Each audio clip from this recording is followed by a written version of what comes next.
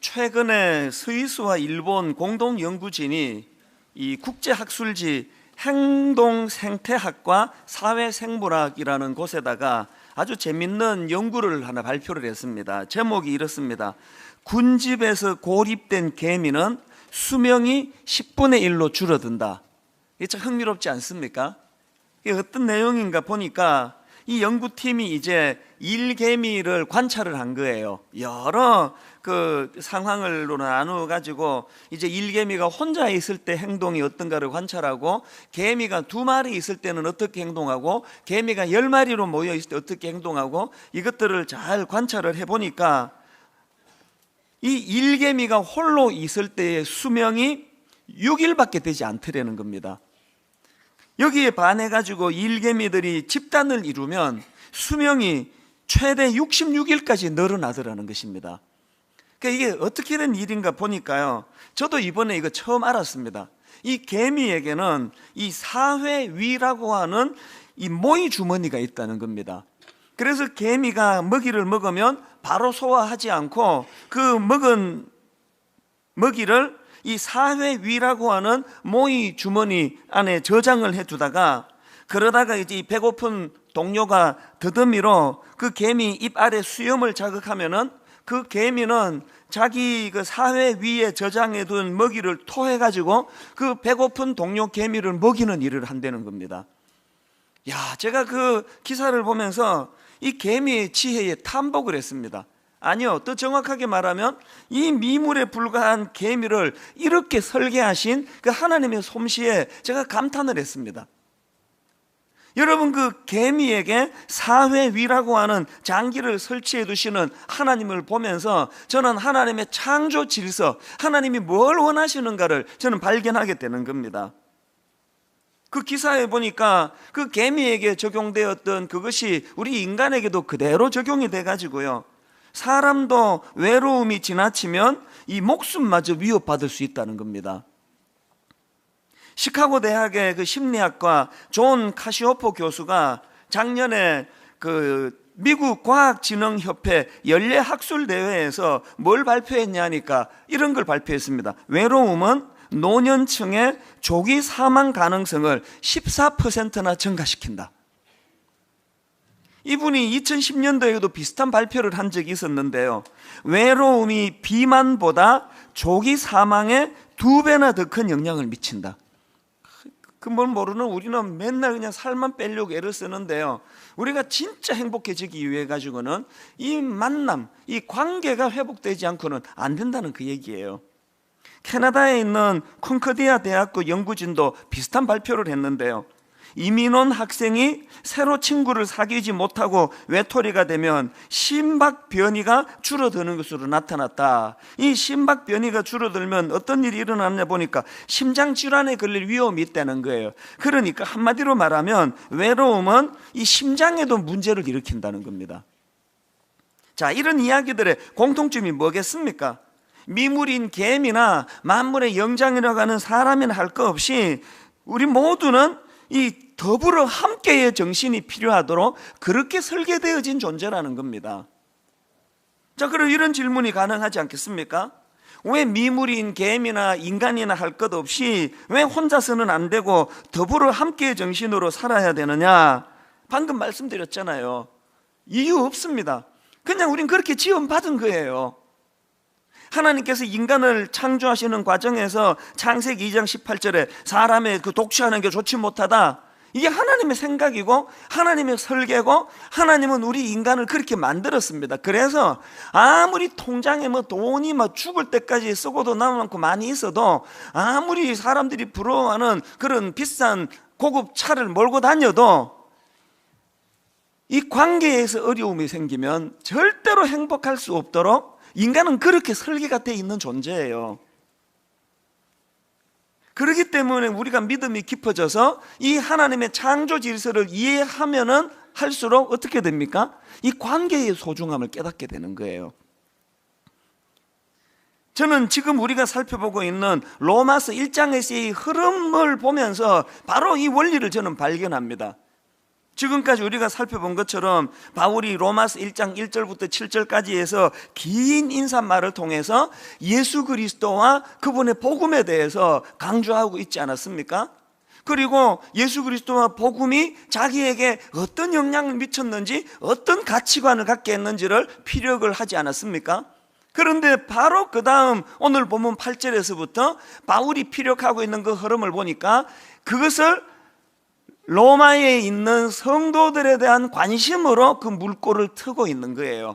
그래서 이 로마서 1장의 원리를 가만히 보니까 가장 먼저 등장하는 관심은 예수 그리스도예요. 어쨌든 예수 그리스도와 복음, 이것이 드러나기를 원하고 그 다음에 등장하는 게 자기 자신이에요. 이 복음으로 변화된 나, 예수 그리스도와 또 복음으로 변화된 나, 그리고 그 다음에 나오는 이야기가 로마에 사는 성도들에 대한 사랑과 관심의 표현, 이 원리대로 로마서가 전개되고 있더라는 것입니다. 그래서 저는 오늘 이 설교 제목을 구원의 감격 흘려보내기, 이런 제목을 가지고요, 이제 오늘 본문을 중심으로 이 복음이 대인관계에 미치는 영향력에 대해서 살펴보려고 하는데, 이걸 제가 이 5가지 질문 형식으로 그렇게 한번 엮어봤습니다. 자, 복음이 대인관계에 미치는 영향력과 관련한 5가지 질문 중 첫 번째 질문, 나에게는 사람으로 인한 감사가 있는가? 이 질문입니다. 8절을 한번 보십시오. 먼저 내가 예수 그리스도로 말미암아 너희 모든 사람에 관하여 내 하나님께 감사함은. 자, 여러분 한번 생각해 보세요. 지금 바울은요, 이 로마 교회 성도들을 본 적도 없습니다. 그 본 적도 없는 로마에 사는 성도들을 생각하면서 그가 하나님께 감사가 나오고 있다는 게 뭘 의미하겠습니까? 우리가 다 알지만 바울은 얼마 전까지만 해도 다메섹 도상에서 예수 그리스도를 만나기 전까지만 해도 바로 이런 부류의 사람들을 증오했던 사람이에요. 잡아 죽이기를 원했습니다. 원수라 생각했습니다. 분노의 대상이었습니다.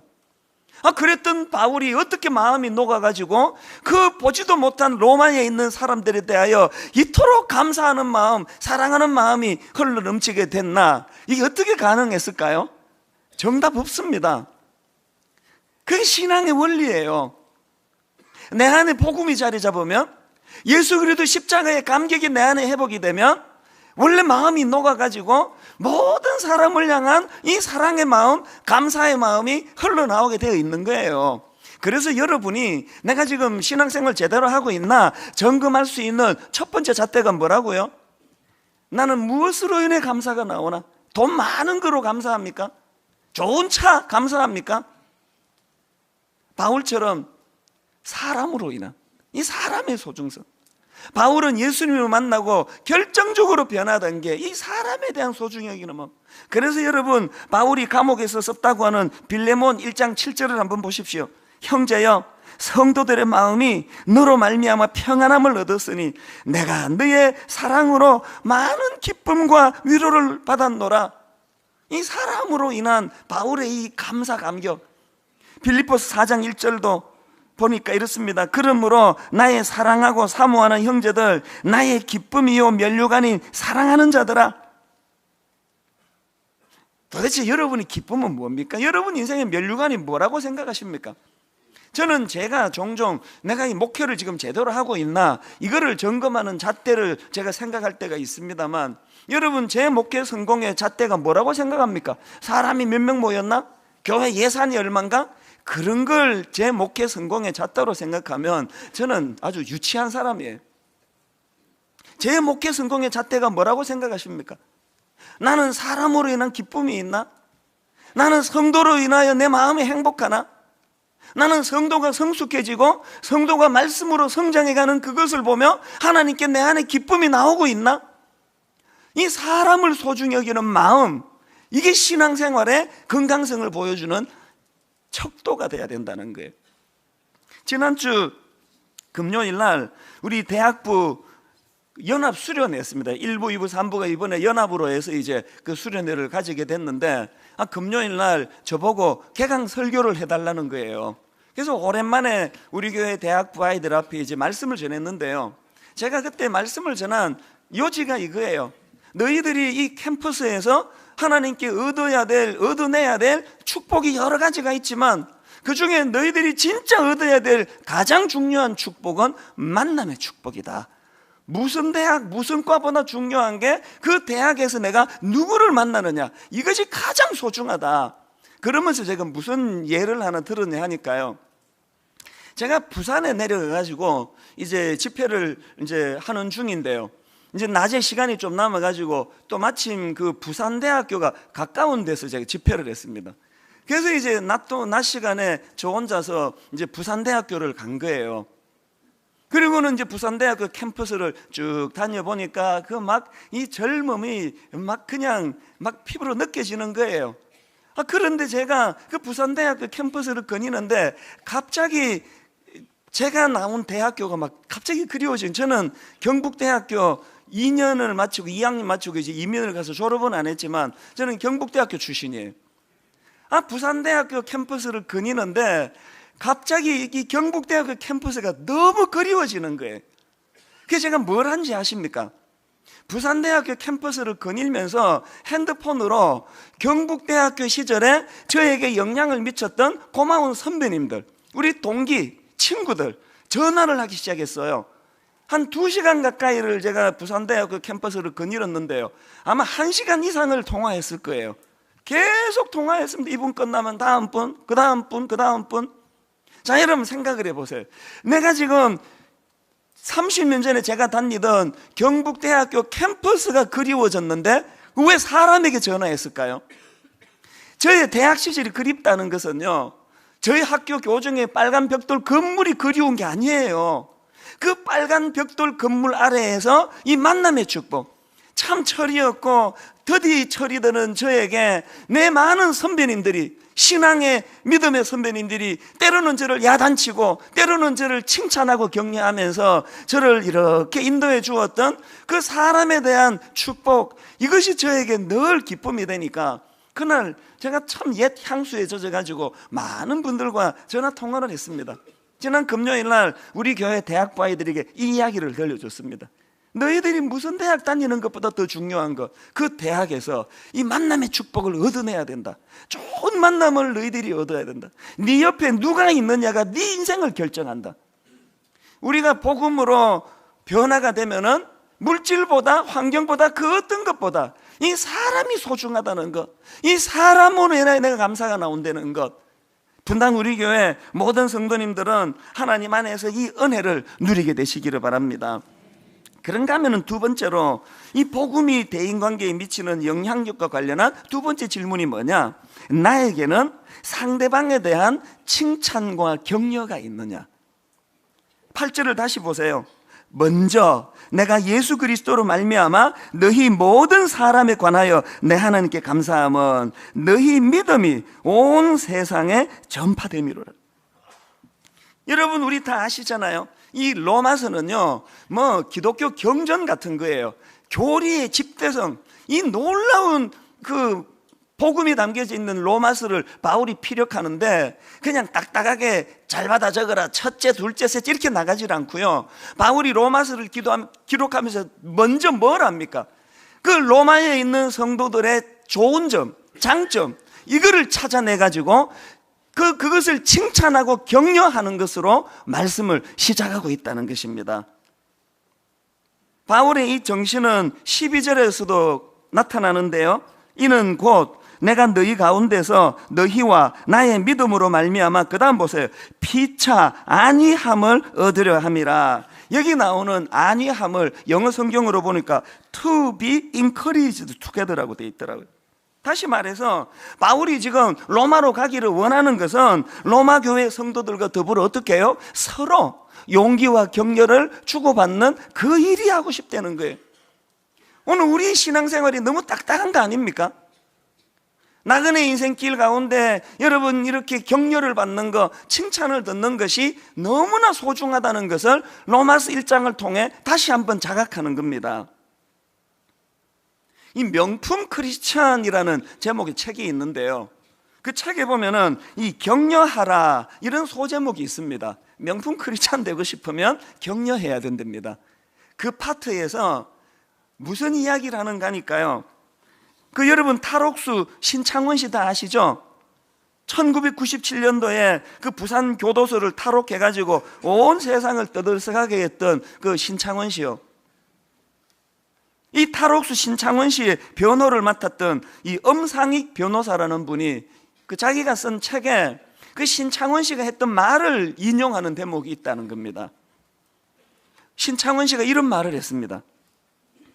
지금 나를 잡으려고 군대까지 동원하며 엄청난 돈을 쓰는데 나 같은 놈이 태어나지 않는 방법이 있다. 내가 초등학교 때 선생님이 넌 착한 놈이다 하고 머리에 한 번만 쓰다듬어 주셨으면 내가 여기까지 오지 않았을 것이다. 5학년 때 선생님이 새끼야, 돈 안 가져왔는데 뭐하러 학교 와? 빨리 꺼져! 이렇게 소리쳤는데 그때부터 제 마음속에 악마가 생겼습니다. 여러분, 한 인격체가 어릴 때부터 이 칭찬에 얼마나 목말라 하는지, 어릴 때부터 한 인격체가 이 격려받는 것이 그 인격 형성에 얼마나 중요한지를 말해주는 대목 아닙니까? 그 책에 이런 내용도 나옵니다. 미국 샌프란시스코에 있는 한 학교에서 재밌는 실험을 해요. 교장 선생님이요, 그 선생님 교사 3명을 불러가지고 무슨 말씀을 하시는가 하니까 이렇게 말했습니다. 여러분은 우리 학교에서 가장 훌륭하고 가장 전문성을 갖춘 교사로 선택이 됐습니다. 이렇게 탁월한 선생님들에게 우리가 프로젝트를 하나 하려고 하는데, 우리 학교 아이들 중에 지능이 가장 뛰어난 학생 90명을 선발해가지고 특별반을 운영하려고 합니다. 가장 우수한 선생님이시니 이 우수한 아이들을 잘 지도해 주시기 바랍니다. 그렇게 하고 이제 새 반을, 특별반을 만든 거예요. 근데 여러분, 이 교장 선생님의 말씀은 거짓말이에요. 가장 탁월한 선생님 3명을 뽑은 게 아니고요, 명단에서 알파벳 순서로 3명을 뽑은 거래요. 그리고 그 90명의 아이들이 가장 지능이 뛰어나다는 그것도 거짓말이래요. 그냥 평범한 애들을 그냥 모은 거예요. 그랬는데 여러분, 어떤 결과가 나타난지 아십니까? 그 평범한 선생님에게 그 평범한 학생들이 주어졌는데요, 그 반이요, 그 지역의 다른 학생들보다 학업 성취도가 20%에서 30% 더 높게 나오더라는 거예요.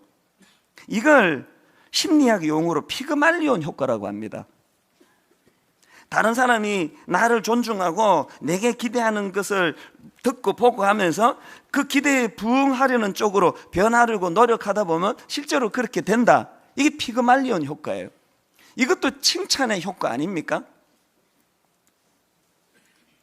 제가 목회를 하면서 보니까요, 그리고 이 집회를 다녀보면 그 교회에 가서 집회를 딱 해보면은 이 교회가 어떤 교회인지 확 감이 와요. 부흥하는 교회의 거의 공통점은 찬양이 살아 있습니다. 그리고 부흥하는 교회의 더 큰 특징은요, 상호간에 칭찬이 많아요. 우리 목사님은 너무너무 이런 부분이 좋으신 분이라고, 그 목사님 만나면 우리 장로님은 너무 훌륭해서 내가 목회를 너무 잘하고 있다고, 또 우리 장로님 만나보면 또 우리 성도님들이 목사님과 더불어 정말 좋은 교회라고 칭찬이 많아요. 안 되는 교회를 가보면은요, 첫째 찬양이 죽어 있어요. 그리고 이제 뭐 식사 같은 걸 해보면은 서로에 대한 원망이 많아요. 우리 교회는 이것 때문에 안 되고 저것 때문에 안 되고. 분당 우리 교회가 오늘 이렇게 하나님 은혜로 잘 성장할 수 있게 된 건 제가 너무 좋은 성도들을 만났기 때문에, 이 부실한 저에 대하여 과하게 자랑하고 칭찬하고 그래서 피그말리온 효과, 전 그게 아닌데 자꾸 그렇게 저에 대해서 칭찬하니까 정말 우리 성도님들이 저렇게 말하는데 그렇게 되려고 애쓰면서 지금 가고 있는 중이에요. 더 많은 칭찬이 필요합니다. 되는 집을 신방을 가보면은 칭찬이 많아요. 아이들에 대해서, 남편에 대해서, 아내에 대해서. 어려움 있는 집에를 가보면은 칭찬이 잘 안 보여요. 제가 겪어보니까요, 신랄한 비판과 지적, 그것이 사람을 긴장하게 만들고 그것이 타락을 막는 데 효과는 있어요. 그러나 그 사람을 성장하게 만드는 데는 칭찬이 비판보다 훨씬 더 효과적이더라고요. 이게 인위적으로 되는 게 아니에요. 저와 여러분이 바울처럼 복음으로 변화가 되고 복음이 내 안에 작동이 되고 내 안에 예수 그리스도로 내 안에 뜨거운 능력이 나타나면 우리도 상대방에게 바울처럼 좋은 점을 찾아내서 칭찬하고 격려하는 그런 성도님들이 될 줄로 믿습니다. 세 번째로 우리가 던져야 되는 질문이 뭐냐? 여러분, 복음이 대인관계에 미치는 영향력과 관련한 세 번째 질문. 나에게는 상대방을 위한 중보기도가 있는가? 로마서 1장 9절을 보십시오. 내가 그의 아들의 복음 안에서 내 심령으로 섬기는 하나님이 나의 증인이 되시거니와, 그 다음 보세요. 항상 내 기도에 쉬지 않고 너희를 말하며. 여러분, 제가 앞에서 상대방의 장점을 찾아서 칭찬과 격려하는 게 중요하다고 말씀드렸습니다만 그것만 가지고는 안 됩니다. 우리가 진짜 복음으로 변화된 하나님의 사람이라면 그 상대방의 영혼을 위한 이 중보기도, 저는 이 중보기도를 생각하면 늘 출애굽기 32장에 나오는 모세의 기도가 떠올라져요. 제가 모세를 존경하는 것은 그가 가진 탁월한 지도력도 있지만 모세 내면에 자기 민족을 향한 뜨거운 사랑, 그리고 그 사랑이 기도로 승화되는 그 모습이 너무너무 존경스러운 거예요. 출애굽기 32장의 배경이 어떤지 아십니까? 이스라엘 민족이 하나님의 범죄해가지고 이제 망하게 됐어요. 범죄로 망하게 된 자기 민족을 앞에 놓고 모세가 어떤 기도를 드리느냐? 출애굽기 32장 32절을 보십시오. 그러나 이제 그들의 죄를 사시옵소서. 그렇지 아니하시오면 원하건대 주께서 기록하신 책에서 내 이름을 지워버려 주옵소서. 바울이 하나님께 절규하는 기도가 뭡니까? 이제 범죄함으로 망하게 된 이 민족, 저는 다행히 택함받은 구원받은 하나님의 사람의 반열에 가 있지만 열심히 기도하다가 안 들어주시면 들어주시면 다행이고 안 들어주시면 할 수 없고 어차피 나는 구원받았으니까 나는 그 대열에서 나는 예외니까 그런 기도가 아니에요. 얼마나 간절히 기도했으면 하나님이 이 민족의 범죄를 용서해 주시고 하나님이 민족의 범죄를 용서하기가 어려우시면 저도 구원의 반열에서 제하여 그들과 함께 망하는 자리에 가게 해달라는 거예요. 우리 모두가 반성해야 되는 게 뭐예요? 다 한국교회가 지금 병들었대요. 목사들이 문제래요.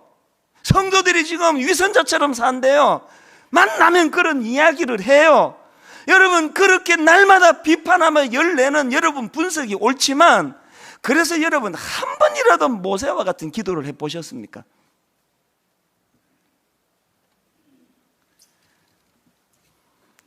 어제 이 자리에서 이제 3월에 시작되는 다락방 개강을 앞두고 우리 모든 순장님이 여기 모여서 이제 함께 기도하는 시간을 가졌는데요.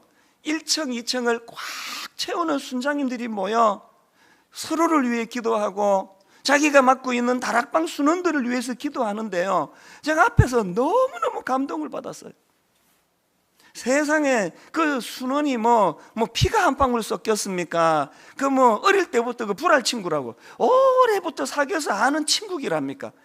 기껏 해봐야 만난 지 몇 년도 되지도 않는 그 영혼을 위하여 여기저기에서 눈물을 펑펑 쏟으면서 그 다락방 식구들을 위하여 그 순원들을 위해서 기도하는데 너무 마음이 뜨거워지더라고요. 이제 여러분 시작되는 분당 우리 교회 다락방 안에서 말이 난무하고 성경 공부한다고 토론이 난무하는 그런 정체성을 가진 다락방이기보다 상대방의 연약함, 범죄한 상대방을 보며 손가락질하고 비판하기 전에 그 영혼을 불쌍히 여기며 눈물로 모세처럼 중보기도하는 그런 다락방 공동체가 되기를 원합니다.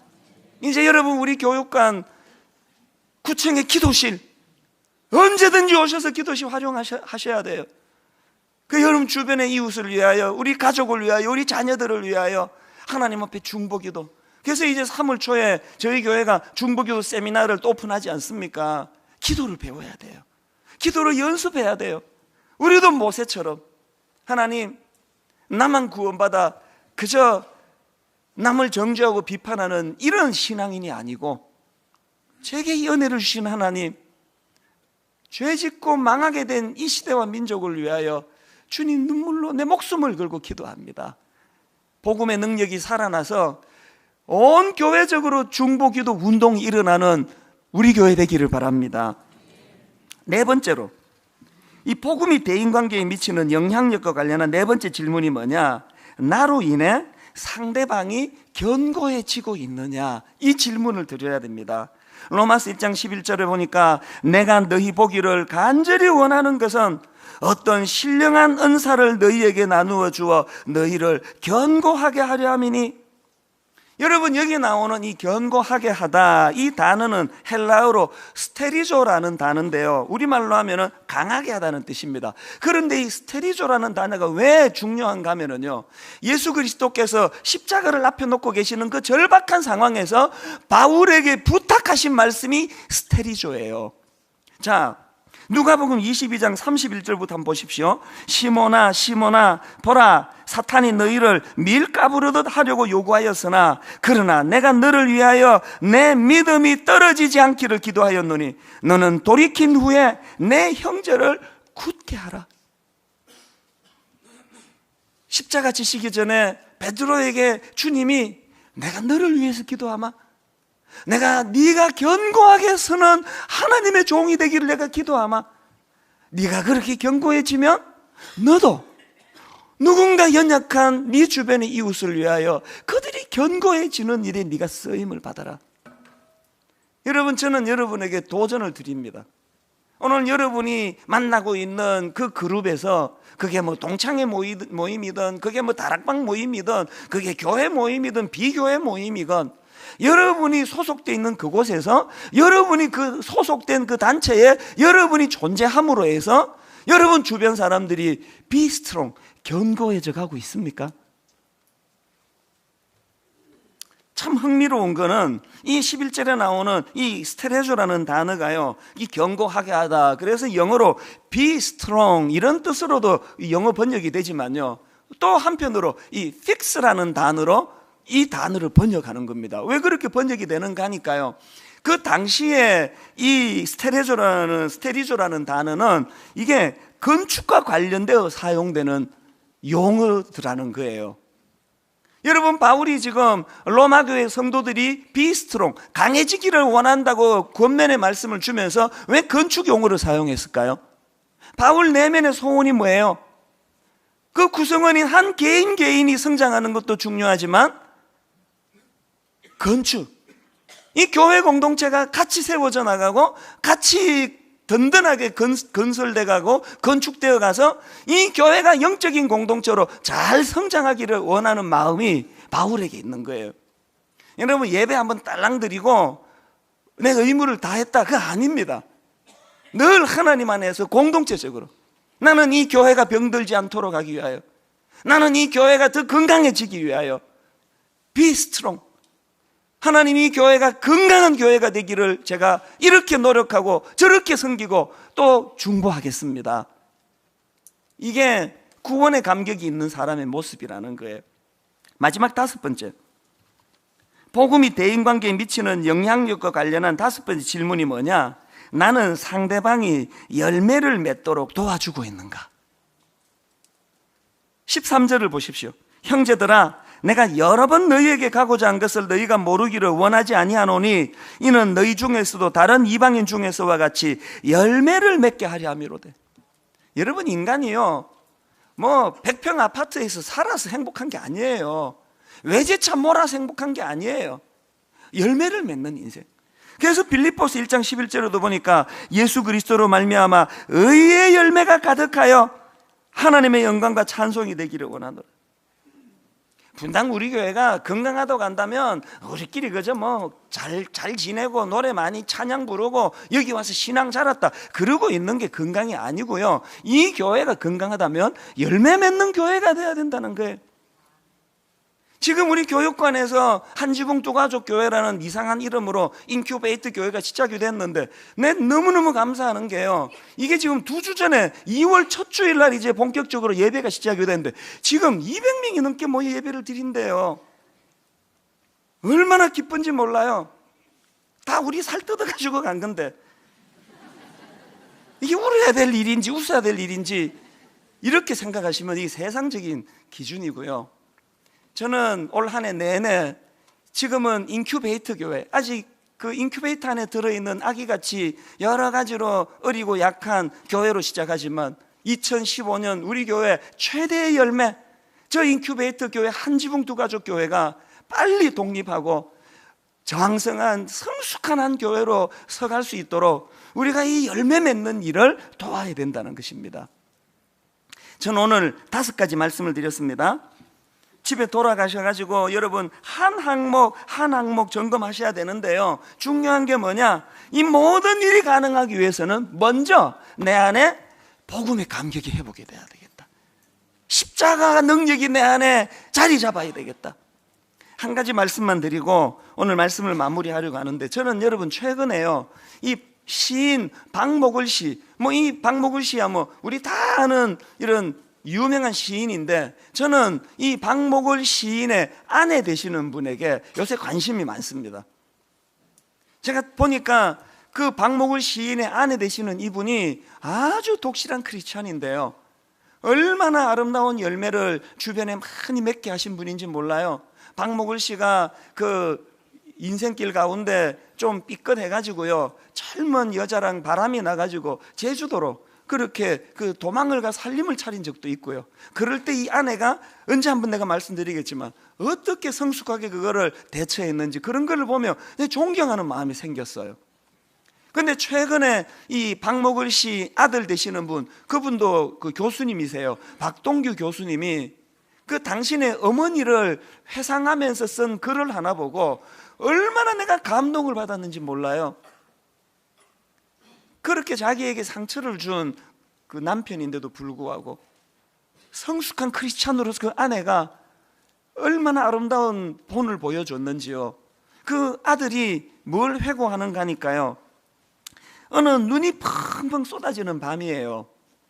이제 이분이 박목을 시인이 이제 시심이 발동을 한 것 같아요. 글을 쓰고 싶다. 옛날에 그냥 옹색한 그런 살림에 서재가 있었겠습니까? 책상도 없었대요. 그래서 이제 그 밥상, 이 밥상에다가 이제 그 본인이 글을 쓰는 도구로 사용했는데, 이제 식사를 다 하고 났더니 그 아버지가 이제 그 상을 가져오라 그러시더래요. 어머니가 그 상을 갖고 오셔서 행주로 깨끗하게 이제 상을 다 닦아 드리고는, 그리고는 그 당시로 그 어린 아기가 있었답니다. 이제 난지 3개월밖에 안 되는 그런 어린 여동생을 이제 등에 업혀 달라고 그렇게 이 박동규 씨 아들에게 부탁을 한 거예요. 그리고는 그 아이를 들쳐업고 어머니는 밖으로 나가시고요, 이 어린 아들은 아버지가 이제 글을 쓰시는 옆에서 이제 잠이 든 거예요. 얼마나 잠이 들었는지 모르겠는데요, 한참을 자는데 아버지가 이 아이를 깨우시더래요. 하시는 말씀이, 지금 이 통행금지 시간이 다 되어 가는데, 그때는 통행금지가 있었지 않습니까? 통행금지가 다 돼 가는데 네 엄마가 안 들어오고 계시다. 너 나가가지고 엄마 한번 찾아봐라. 야, 그 애가 참 착해요. 옷을 주섬주섬 입고 이제 아빠 말씀에 순종해서 이제 어머니를 찾으러 나간 거예요. 나가보니까요, 눈이 펑펑 오는데 벌써 눈이 무릎까지 지금 와 있더래요. 아무리 찾아도 어머니가 안 계시는 거예요. 이 어린 아들 생각에, 퍼뜩 든 생각에, 어머니가 저 아랫 동네에 그 어떤 아주머니랑 제일 친한데, 그래서 그 아랫 동네를 이제 어머니를 찾으러 이 아들이 이제 가다가 보니까요, 깜짝 놀랄 광경을 본 거예요. 골목어기에 그렇게 눈이 펑펑 오는데 보자기 하나를 뒤집어 쓰시고 골목 앞에 그 어머니가 눈을 맞으며 서 계시더라는 거예요. 왜 그랬나 정황을 살펴보니까요, 남편이 지금 시심이 발동해서 글을 쓰시는데 이 갓난 아기가 방해가 될까봐 그 눈길에 애를 들쳐업고 서 있었던 거예요. 나중에 그 아들 박동규 교수가요, 그때 자기 어머니를 회상하며 쓴 글을 보고 마음이 너무 뭉클해졌습니다. 한번 들어보세요. 나는 이 사건을 평생 잊지 못하고 삽니다. 세월이 갈수록 내 머릿속엔 몇 시간씩이나 눈구덩이에 서서 눈을 맞으며 3달 된 딸을 업고 있던 어머니를 생각합니다. 3달 된 내 여동생이 아버지가 시를 쓸 때 울어서 방해될까봐 그렇게 어머니는 나와서 눈을 맞고 서 있었던 겁니다. 나는 대학을 졸업하고서 처음 직장에 다닐 때 즈음에야 조금 철이 들어서 고생하는 어머니에게 한번 물었습니다. 엄마, 그때 얼마나 힘들었어? 돈도 많이 벌어오지도 못하고, 자기 아버지를 얘기하는 거죠. 돈도 많이 벌어오지도 못하고, 그런데 어머니는 뭐가 좋아서 밖에 나가서 일도 하고 힘들게 고생하면서 애를 업고 있었어? 나는 어머니가 우리 집 생활을 끌고 가는 것이 안타까운 마음에서 물어본 것입니다. 그런데 어머니는 웃으시면서, 그래도 네 아버지는 밤에 그렇게 시를 다 쓰고 나면 발표하기 전에 제일 먼저 나보고 읽어보라고 해 하고 웃으셨습니다. 어머니가 아버지와 함께 살아가면서 힘든 일을 겪어가면서 시인으로 살아가는 아버지를 이해하는 것은 바로 시 한 편 읽어보라고 하는 아버지의 배려의 힘이었다고 나는 생각합니다. 여러분, 이 아들의 결론을 한번 들어보세요. 남편과 아내가 서로를 이해하고 사랑하고 사는 것은 이런 배려를 통해서 서로 사람을 알아야 하는 것입니다. 저는 이 아들의 회고의 글을 읽으면서요, 바울처럼 예수 그리스도를 만나 그 내면에 구원의 감격으로 가슴이 뜨거웠던 한 아내가 한 시대를 대변하는 시인을 만드는 역할을 했구나. 외도하고 가슴에 못을 박는 상처를 주고 그 아픔을 준 남편이지만 그를 용납하고 수용하고 이해하고 그리스도의 사랑으로 그를 품어 가정을 유지했기 때문에, 여러분, 이게 한 부부간의 이야기지만 저는 분당 우리 교회 로마서를 같이 공부하는 이 기간 안에 모든 성도님들에게 이 복음의 감격이 회복되기를 원합니다. 이 회복된 복음의 감격이 내 안에 흘러 넘쳐가지고 내 아내와 남편과 내 자녀들을 흠뻑 적시고 혼미한 한국교회 안에 분당 우리 교회가 변질되지 않도록 그것이 능력으로 흘러가고, 어느 한국교회 안에 이 분당 우리 교회 한 교회가 잘 세워짐으로 하나님의 복음이 흘러가는 그곳에 얼마나 큰 능력이 나타나는가를 맛보는 복된 교회가 되기를 바랍니다. 결론을 맺으면서요, 여러분, 저는 어젯밤에 말씀을 정리하면서 이 찬양을 제가 불쑥 떠올라 준비했는데요, 당신이 지쳐서 기도할 수 없고 눈물이 빗물처럼 흘러내릴 때 주님은 우리 연약함을 아시고 사랑으로 인도하시네.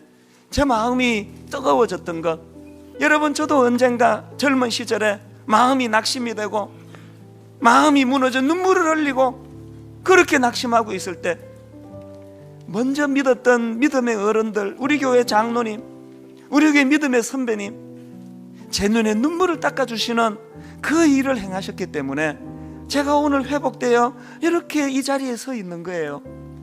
우리 찬양 같이 부르실 때, 하나님, 내 안에 복음의 능력이, 감격이 회복되어 저도 그것을 주변에 흘려보내기를 원합니다. 이렇게 찬양하기 원합니다. 당신이 지쳐서 기도할 수 없고, 당신이 지쳐서 기도할 수 없고 눈물이 빗물처럼 흘러내릴 때, 빗물처럼 여러분, 그렇게 낙심된 자리에 빠질 때 우리 주님 십자가 사랑으로 주님은 우리 연약함을 아시고, 이거 경험해 보셨습니까? 사랑으로 인도하시네. 어떻게 인도하시던가요? 누군가 널 위하여,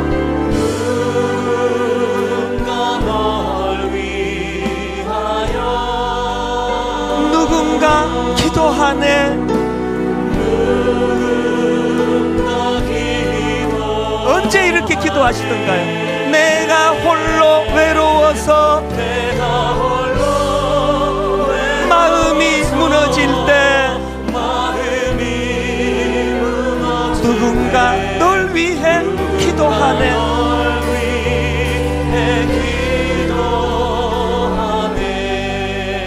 여러분, 2절 찬양하기 전에요, 짧은 시간이지만 한번 눈을 감고 자기를 되돌아보세요. 누구라서 나그네 인생길 엎어져 눈물 흘리지 않은 순간이 있겠습니까? 저 역시도 너무너무 마음이 낙심되고 상심돼요. 절망의 자리로 빠질 때 저를 건져준 게 교회예요. 교회에서 먼저 믿은 성숙한 믿음의 어른들이 저를 격려해 주시고 등 두드려 주시고 그 사랑의 혜택을 제가 받았기에 이제 우리는 이 빚을 누군가에게 대갚아야 돼요. 오늘 여기 젊은 형제 자매들 마음이 상해 눈물 흘릴 때 우리가 그 은혜를 누렸던 것처럼 여러분, 하나님의 구원의 감격을 가두어 두면 썩어서 변질이 돼요. 흘려보내야 돼요.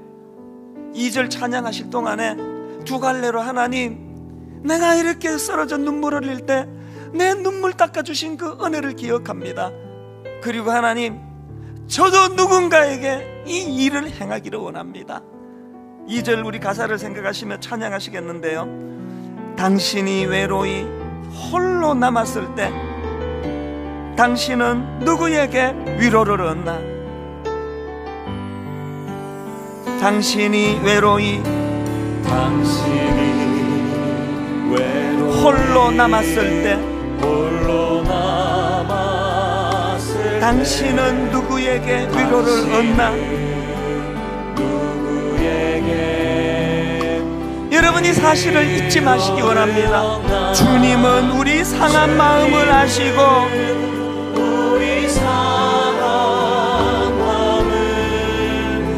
사랑으로 인도하시네.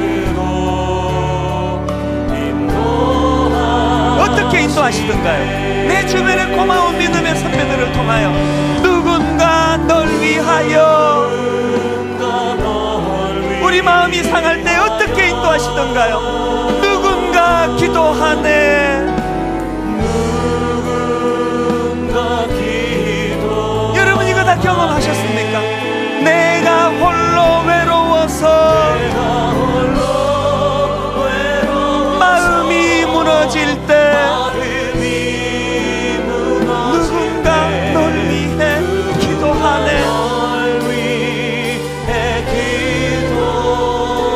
말씀 생각하시고 우리 통성으로 같이 기도할 때 하나님, 내게 이 능력이 나타나기 원합니다. 우리 한 목소리로 같이 기도하시겠습니다. 살아계신 하나님 아버지, 바울과 같이 예수 그리스도를 만나고 바울과 같이 아버지 복음의 감격이 내 안에 솟구치기를 원합니다. 내 안에 복음의 감격이 회복되기를 원합니다. 아버지, 그렇게 회복된 감격을 가지고 아버지 하나님, 내 주변 연약한 이웃들에게, 사람들에게 구원의 감격의 에너지를 흘려보내기를 원합니다. 아버지 하나님, 가두어두지 않기를 원합니다. 오늘 내가 주님의 은혜로 감격이 회복된다고 하는 이 일이 주님의 주변의 사람들에게, 이글신들에게 흘러 위로가 되고 힘이 되고 회복되는 에너지가 되게 하여 주시옵소서. 하나님, 오늘도 마음이 상하여 눈물을 흘리는 수많은 믿음의 형제자매들 이 자리에 있사오니 아버지, 교회 안에 그 사랑의 혜택을 받아 누리게 하여 주시옵소서. 그리고 그 받아 누리는 그 혜택으로 회복되고 치유되므로 말미암아 이제 아버지, 그들 안에서도 복음의 능력이 나타나게 하시고 십자가의 감격이 회복되도록 도와주셔서, 또한 그들이 누군가를 향하여 그 아름다운 사랑의 물꼬를 아버지 더 흘려보내도록 인도하여 주시옵소서. 그 은혜를 아버지 하나님 갈망하오니 은혜 내려주시기를 원합니다. 아버지 하나님, 일어나거나 말씀하여 주시고 하나님, 지금도 존귀하시며 일하시는 주님을 바라보며 나가게 하여 주옵소서. 하나님 아버지, 왜 저희를 이렇게 공동체를 모여 신앙생활을 하기를 원하시는지 그 뜻을 잘 분별하기 원합니다. 날마다 서로의 약함을 비판하고 정죄하고 지적하라고 모임을 허락하신 게 아니고 상대방의 연약함을 긍휼한 마음으로 포용하고 받아들이며, 하나님, 내가 받은 이 구원의 감격을 개미가 사회 위 속에서 먹이를 모아두었다가 굶주리는 동료가 나타날 때 그것을 토해서 그에게 먹이는 이 원리가 아버지 창조지에서 영적인 원리라면 교회 안에서 이런 일들이 많이 일어나기를 원합니다. 바울과 같이 예수 그리스도라는 그 기둥이 튼튼히 세워진 인생, 그 감격을 가두어 두지 않고 연약한 이웃을 향하여 흘려보낼 수 있는 믿음을 허락하여 주시옵소서. 감사드리옵고 예수님 이름으로 기도드립니다. 아멘. 우리 다 자리에서 일어나셔서 이 구원의 감격을 하나님 앞에 노래할 때 은혜를 구합니다. 주께 가오니 날 새롭게 하시고, 간절히 열망하며 은혜를 붙잡습니다. 주께 가오니 날 새롭게 하시고, 주의 은혜를 부어주소서.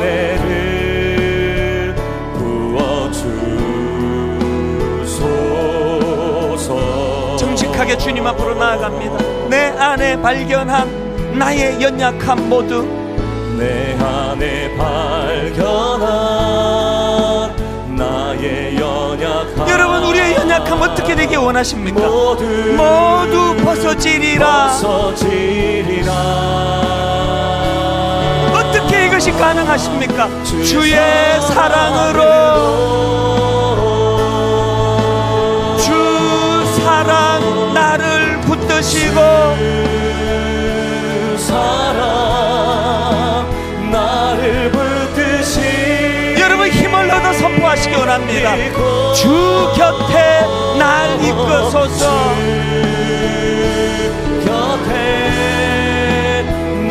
낙심된 우리 마음 내려놓고 이 장면 상상해 보세요. 독수리 날개쳐 올라가듯,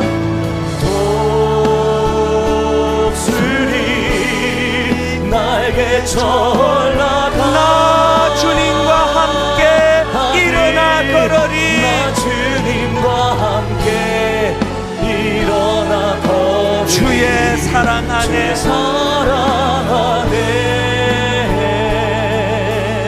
나의 눈 열어.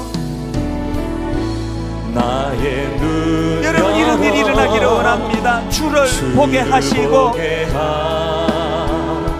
삭막한 이 세상 주의 사랑을 알게 하소서. 하나님을 더 깊이 알아가기를 원합니다.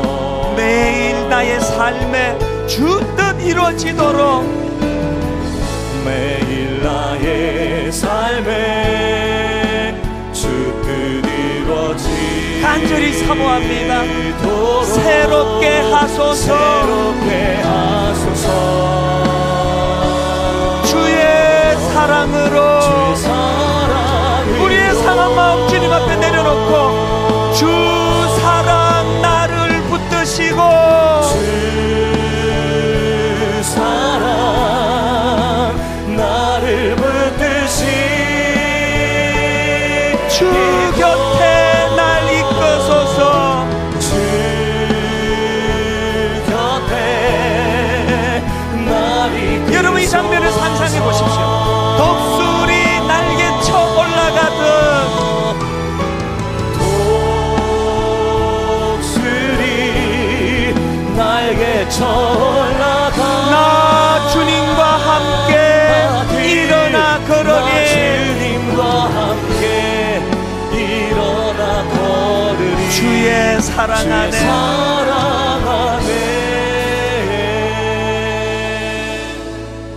하나님, 이번 한 주간 오늘 말씀 그대로 저희들을 인도해 주셔서 설날을 맞이하여 만나게 되는 우리 이웃들, 친지들, 내 어머니, 아버지, 내 안에 넉넉한 이 복음의 감격이 흘러넘쳐 그들에게 선한 영향력을 미치는 한 주간 되게 하여 주시옵소서.